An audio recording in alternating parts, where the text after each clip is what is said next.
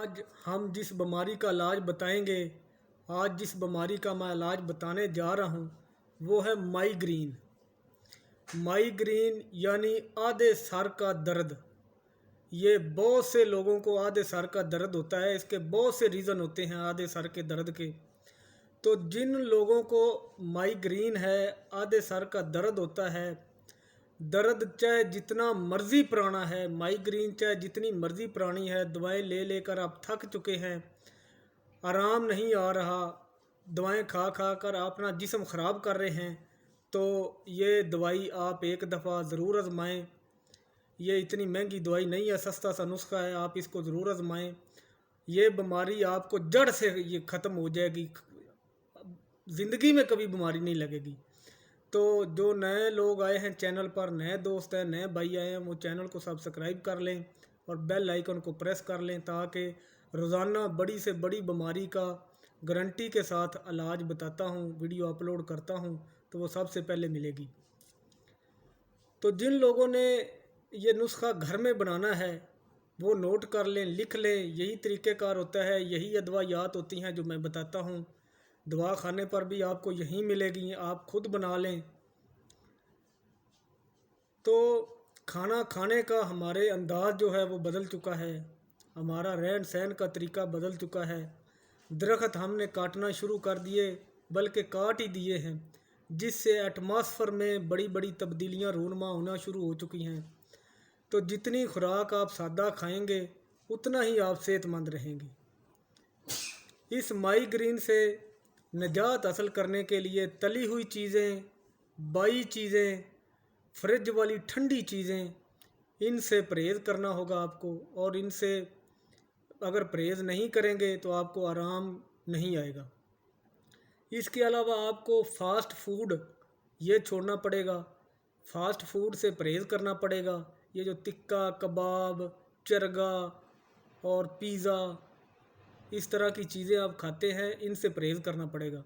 और भी बहुत से जो बर्गर, शवारमा, ये जो मसनूई खुराक है, इससे आपको परहेज़ करना पड़ेगा। और जो नेचुरल खुराक है वो आपको खाना पड़ेगी। सादा खुराक खाएं, नेचुरल खुराक खाएं। तो जिन लोगों ने ये दवाई घर में बनानी है वो नोट कर लें। मैं गारंटी के साथ कहता हूँ, जो बंदा 2 महीने इस्तेमाल करेगा ज़िंदगी में कभी माइग्रेन नहीं होगी।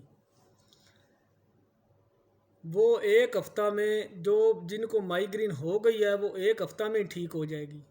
तो नुस्खा आप नोट कर लें।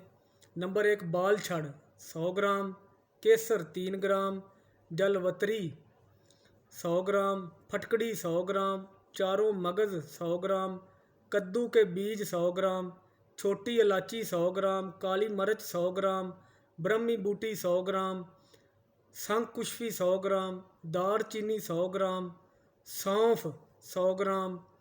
उसके बाद आप ले लें बनशफ़ा।